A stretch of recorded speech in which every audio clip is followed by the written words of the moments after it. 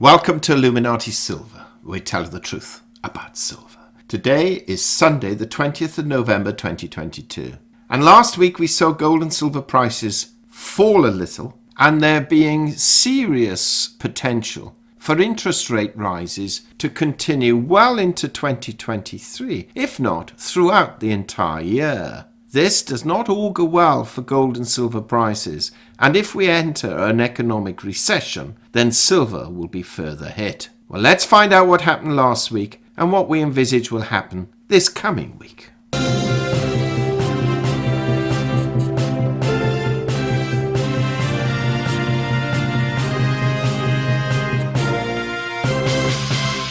Gold fell $20 last week, falling from $1,771 to $1,751, having hit a high of $1,786 and a low of $1,747, a fall of just over 1%. In sterling terms, gold finished the week at £1,473, down £23. And in euros, it closed at €1,696, that's down €13.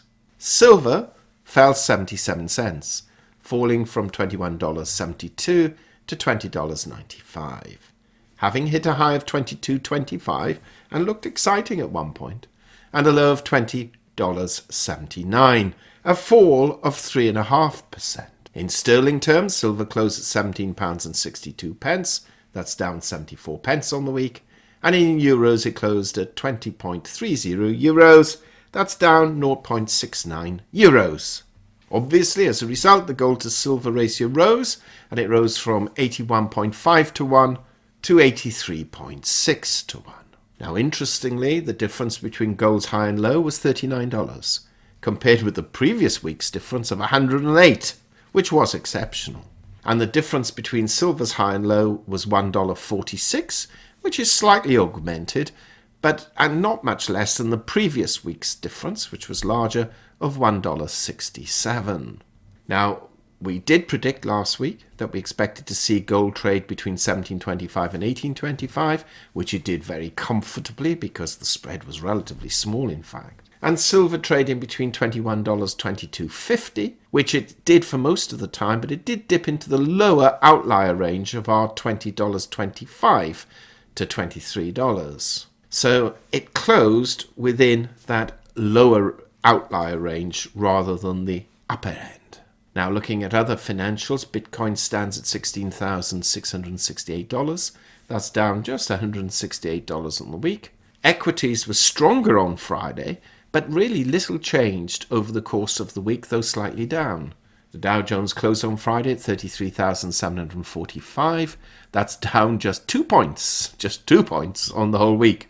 The S&P 500 closed at 3,965, down 27 points on the week, and the Nasdaq Composite closed at 11,146, and that was down, in relative terms, a greater percentage of 177 points on the week.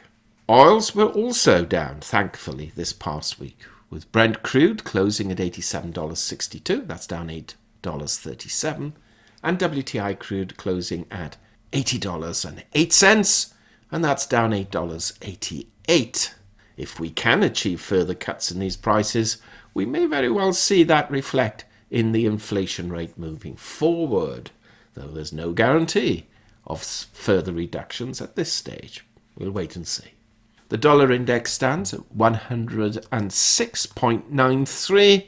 That's up just 0.64 points on the week. Let's now take a look at the economic data announced last week and what we have coming up this coming week. So taking a look at last week's data, we can see that on Monday, the New York Fed provided its one-year inflation expectation of 5.9% and its five-year inflation expectation of 2.4%. Whereby previously it predicted 5.4 and 2.2. Interesting. We still won't, according to them, have reached 2% inflation over a 5-year period. But perhaps more importantly, the Producer Price Index final demand came in at 0.2% against expectations of 0.4%. And this was quite interesting. The Empire State Manufacturing Index for November came in at a positive 4.5 compared with -6. But we pointed out last week the key date would be Wednesday because we had retail sales. And they came in much better than expected, with retail sales at 1.3% versus 0 the previous month and expectations of 1.2. And if we exclude vehicles, it did come in quite strongly at 1.3% compared with 0.6%. The import price index was -0.2 and industrial production -0.1. So these retail sales are showing, technically at least, that the economy is still robust in terms of customer spending. Now, of course, where they're getting that money from is another matter, and maybe we will see credit card debt rise, perhaps quite significantly. Either way, that's not a good sign if the Fed is thinking of cooling the economy by raising rates. And then on Thursday, we had the initial jobless claims coming in at 202,000, compared with expectations of 225, and a slight increase, again, in continuing jobless claims to 1.51 million. And the Fed will be looking at this, and ironically, to some degree, wanting this to rise because it will show that their interest rate policy is working, which will cause a degree of unemployment. Isn't it ironic? The past few years, they've wanted higher and higher employment, and now to some degree to prove that their interest rate increase is working on inflation, they're expecting higher unemployment. Oh, how the world changes.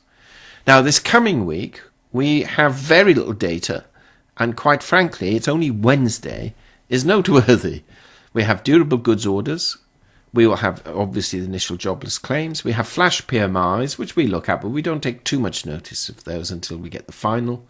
And then you have the UMich Consumer Sentiment Index and the UMich 5-year inflation rate and new home sales. But perhaps, arguably, the most important thing on that day will be the FOMC minutes, giving us a guidance as to what to expect in December. And then we have the Thanksgiving holiday and nothing's scheduled for Friday. So the only real day of note this coming week is Wednesday.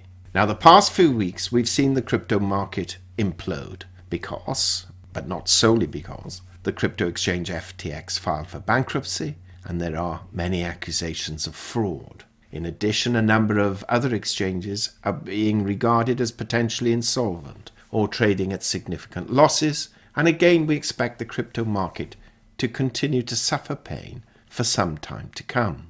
That market is now languishing at a market cap of some $832 billion, which ironically is some $170 billion less than the market cap of Bitcoin alone at its peak. And at one stage, over the past 18 months or so, the 21,000 cryptos that exist had a market cap in excess of $3 trillion. So it's lost over $2.2 trillion. Now this means that these monies have either been lost or removed from this marketplace. Had interest rates not been rising, we could have seen quite a pump into precious metals, which was why at the start of the year, because we envisaged a bit of a hit on cryptocurrencies in particular and on equities, we could have easily predicted $2,000 to $2,300 gold and $30 to $35 silver. But as rates began to increase and it became clear that inflation was running out of control, then precious metals would be under pressure for the remainder of the year, even though alternative investment products like equities and cryptos would also be under significant pressure. We're now in a very interesting state whereby inflation, even though it fell in the US, is still way beyond the Fed's target of ultimately 2%. And it could indeed take a number of years, not months, but potentially years, to get back down to that level if it can be achieved at all. What we believe will now happen is that the Fed, having raised rates by 0.75% or 75 basis points on the last 4 occasions, we did state quite a few months ago that we expect that to happen, but perhaps a 0.5% rise in the December FOMC meeting. And so we were heartened to see last week a Reuters poll revealed that 78 out of 84 economists agree with our forecast of a 0.5% increase in December. But the bad news is, however, is that they expect rates to rise ultimately to 7%, compared with the current 3.75% to 4% Fed funds rate. Now, we're not quite that hawkish, but we would not rule out an ultimate Fed funds rate perhaps peaking at between 5.75% and 6%. But there again, we do not have the investigative resources or data the Federal Reserve has access to. So they could actually ultimately be right. But it certainly, in our view, puts paid to the arguments that many people in the precious metal space claim that there's no way we could have higher rates than 4%. We've always believed it could be higher, and we're probably now going to see that come to fruition, even though the national debt is at its highest level ever. Now, the reason for mentioning this is that with rates continuing to rise, the incentive to hold precious metals decline, and similarly with stocks. But there will come a time in the not too distant future whereby this trend begins to reverse. And when that happens, we will be extremely bullish gold and silver for sure. Or hopefully we can time it right just before that reversal takes place. Who knows? The question for many is that will investors believe that a 0.5% rise in December, compared with 0.75% rises so far, actually marks that turning point, i.e. higher rates but less of a hike, and therefore see an increase in gold and silver prices? That's possible, but we don't think it will last more than a couple of weeks, when it eventually sinks in that rates may indeed have to continue to rise throughout possibly the whole of 2023. They may then change their minds. Add to this the potential of a global recession such rate rises will provoke, and increasing unemployment, which is a key plank of achieving higher rates, because you'll get higher unemployment levels and therefore less of a demand on goods and services, and therefore prices coming down. We still believe if this does happen, then silver could be badly hit, and gold will fare better because the industrial demand for gold is less than 10%, compared with silver's 50 to 60%, depending which year we're looking at. So it's a difficult call to make, but we still do not believe that precious metals are out of the woods yet, and any increases short-term in their price may simply be a knee-jerk reaction and just temporary blips. Equally, though, we don't see prices tanking, because where else will investors' money go until rate rises begin to stall and reverse? Now, looking at this next week, with little economic data being reported, prices are more likely to be affected by news events rather than economic ones. So with this in mind, we predict this coming week gold trading broadly between $1,700 and $1,800, with $1,675 towards the bottom end and $1,825 towards the higher end being its outlier range. And silver trading broadly between 20 and 22, with 1950 and 2250 as outliers. What do you think? Please do share your thoughts. Meanwhile, thank you so much for listening. If you haven't done so, do subscribe to our channel, not forgetting to press the bell sign so you're notified of our videos as and when they're published. We shall repeat this video tomorrow under a different thumbnail and header. And finally, we wish you a safe, enjoyable weekend, to thank you for your support, and we hope and trust you have a very prosperous week ahead.